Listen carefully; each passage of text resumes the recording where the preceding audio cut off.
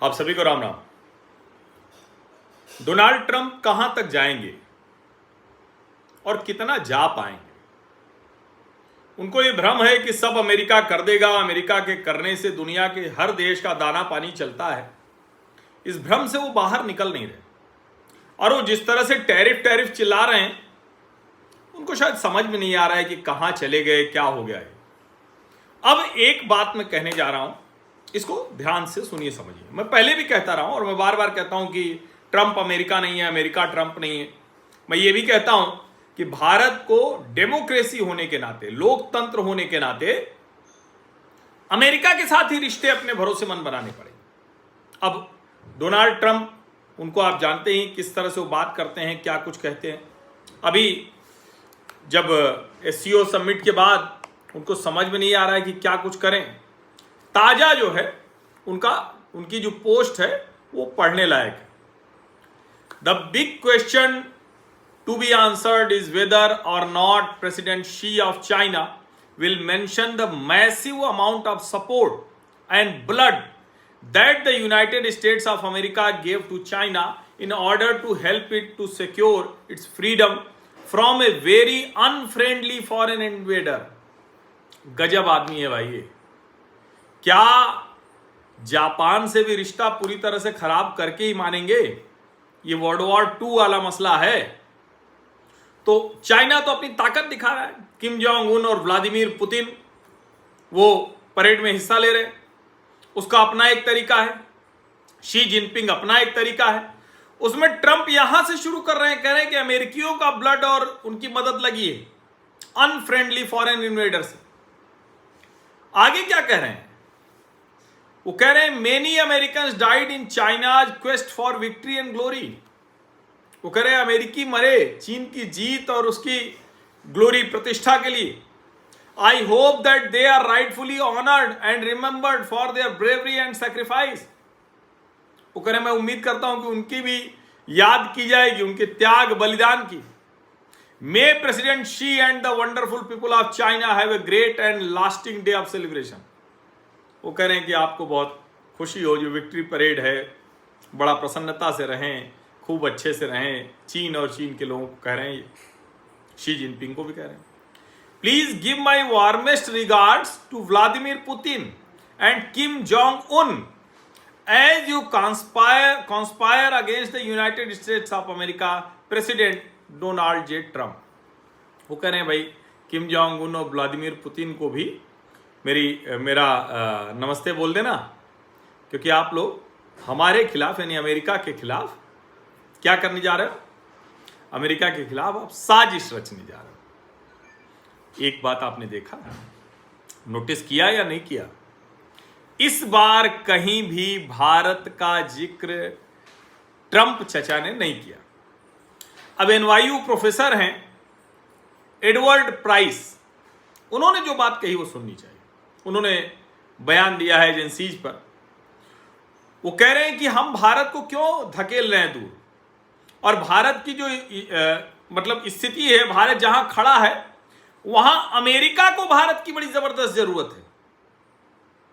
यानी भारत को अमेरिका की जितनी आवश्यकता उससे ज्यादा अमेरिका को भारत की है।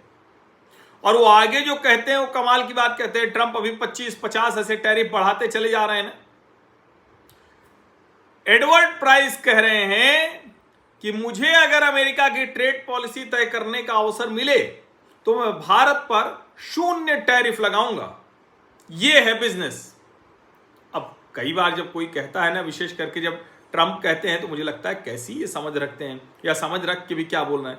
अरे भाई यहां कोई भारतीय कंपनी थोड़ी सब माल आपको बेच रही, जो बार बार आप कहें। अमेरिकी कंपनी चीन में बनाती थी, अब भारत में बना के बेच रही। एप्पल से लेकर माइक्रोसॉफ्ट, गूगल, जो जो कंपनियां हैं आपकी, वो सब कौन सी कंपनियां जो सर्विस दे रही हैं, मैन्युफैक्चर कर रही हैं? इसको जरा समझना होगा। अब खतरा बढ़ता जा रहा है। डोनाल्ड ट्रंप का बड़बोलापन, डोनाल्ड ट्रंप की सनक, डोनाल्ड ट्रंप की जो मुश्किलें हैं। फिनलैंड के राष्ट्रपति हैं एलेक्स स्टब, वो क्या कह रहे हैं? वो कह रहे हैं कि मैं यूरोप और विशेषकर अमेरिका से कहना चाहता हूं कि अगर ग्लोबल साउथ और भारत के प्रति सहयोग वाली विदेश नीति नहीं अपनाई तो we are going to lose, हम हारने जा रहे हैं। डोनाल्ड ट्रंप ने जो कर रखा है वो डोनाल्ड ट्रंप को पता नहीं क्यों समझ में नहीं आ रहा है, लेकिन अमेरिका के लोगों को समझ में आ रहा है, फिनलैंड के लोगों को समझ में आ रहा है, यूरोपीय यूनियन के हर देश को समझ में आ रहा है, सब कुछ समझ में आ रहा है। समझिए, अब विक्ट्री डे परेड वहां हो रही है, थियानमेन चौक पर सब पहुंचे हुए हैं, शी के साथ पुतिन और किम जोंग उन दिख रहे हैं, एससीओ समिट ने पूरा माहौल बदल दिया है। समझिए इसको। और उसके बाद भी अगर ट्रंप को नहीं समझ में आ रहा है तो फिर क्या ही कहा जाए। लेकिन ये मैंने आपको संदर्भ दिया। अब मेरा जो मानना है कि ट्रंप अब राइट टाइम होने वाला है, ट्रंप अब आने वाले हैं जो है उस पटरी पर जिस पर उन्हें पहले से रहना चाहिए था, तब तक थोड़ा गाड़ी आगे बढ़ गई। अब मैं जब ये कह रहा हूं तो इसका मतलब क्या हुआ? इसका मतलब ये हुआ कि भारत और अमेरिका के बीच ट्रेड डील हो सकती है। हमारे जो वाणिज्य मंत्री हैं, कॉमर्स मिनिस्टर पीयूष गोयल, वो कह रहे हैं I do hope that things will get back on track soon. Lots happen, lots more to go with the US. We are in dialogue with them on a BTA. वो कह रहे हैं कि बहुत कुछ हुआ है, बहुत कुछ हो रहा है, बहुत कुछ पटरी पे आ रहा है, अभी बहुत कुछ होना भी है अमेरिका के साथ, लेकिन जल्द ही हम अमेरिका के साथ समझौता करने की स्थिति में आ जाएंगे। और उसको उन्होंने लिखा है कि जो बायलैटरल ट्रेड एग्रीमेंट है, we will conclude a bilateral trade agreement by fall November और सो, यानी अभी हो जाए, नवंबर तक हो जाए या उससे थोड़ा आगे हो जाए। अब जाहिर है कि जब पीयूष गोयल कह रहे हैं तो उसके पीछे कोई न कोई तो आधार होगा, यूं तो नहीं कह दे रहे होंगे। भारत जिस तरह से आगे बढ़ रहा है वो भी जरा समझने की चीज है। अब पीयूष गोयल ने जो जो कहा वो मैं बात करता हूं। We recognise there is a tremendous global turbulence, we are living in a very volatile uncertain time full of trepidation about the future. वो करें भविष्य का कुछ अनुमान नहीं लगाया जा सकता, बहुत उथल पुथल मची हुई है, बहुत मारामारी बची हुई है, दुनिया भर में है। लेकिन वो बता रहे हैं कि जो यूएस टैरिफ है, जो भी जियो पॉलिटिकल टेंशन है, उसके बीच में हम बायलैटरल ट्रेड एग्रीमेंट के आगे आगे बढ़ रहे हैं। 5 दौर की बात अब तक, मार्च से लेकर अब तक 5 दौर की वार्ता अमेरिका के साथ हो चुकी है। 6वां राउंड क्यों डिले हुआ, जो होना था 25 अगस्त को? क्योंकि अमेरिका ने 50% टैरिफ लगा दिया। और मैं पीयूष गोयल को सुन रहा था, बड़ी शानदार बात पीयूष गोयल ने की। पीयूष गोयल ने कहा कि हम ट्रेड डील डेडलाइंस में नहीं करते हैं, अभी कर लो नहीं तो हो जाएगा। जैसे रियल एस्टेट वाले नहीं करते हैं, प्री लॉन्च हो गया, प्री लॉन्च कर दिया है, लॉन्च प्राइस पहले ही बता दिया 18,000 और प्री लॉन्च कह रहे हैं 13,000, यानी आप अभी ले लीजिए नहीं तो 5,000 बढ़ जाए। फिर मतलब तरीका होता है, सेल वाले जैसे करते हैं कि अभी छूट आई हुई है, 1 पे 1, 2 पे 2 फ्री, नहीं फिर नहीं मिलेगा। अब कई लोग तो ये भी कहते हैं कि बाद में उसी कीमत पर मिलता है, थोड़ा बहुत फर्क पड़ता है। अब भारत की सरकार इसके लिए तैयारी पूरी कर रही है और मुझे इसीलिए लग रहा है कि अमेरिका अब वो मतलब उसको जो कुछ करना था वो कर चुका है। अब अमेरिका भारत की तरफ लौट कर आने वाला है, उसके पास कोई रास्ता नहीं है। क्या सचमुच ऐसा है या फिर हम लोगों को भ्रम हो रहा है? तो अब जरा ये मैं आपको बताता हूं, ये भ्रम नहीं है। ये मैं क्यों कह रहा हूं?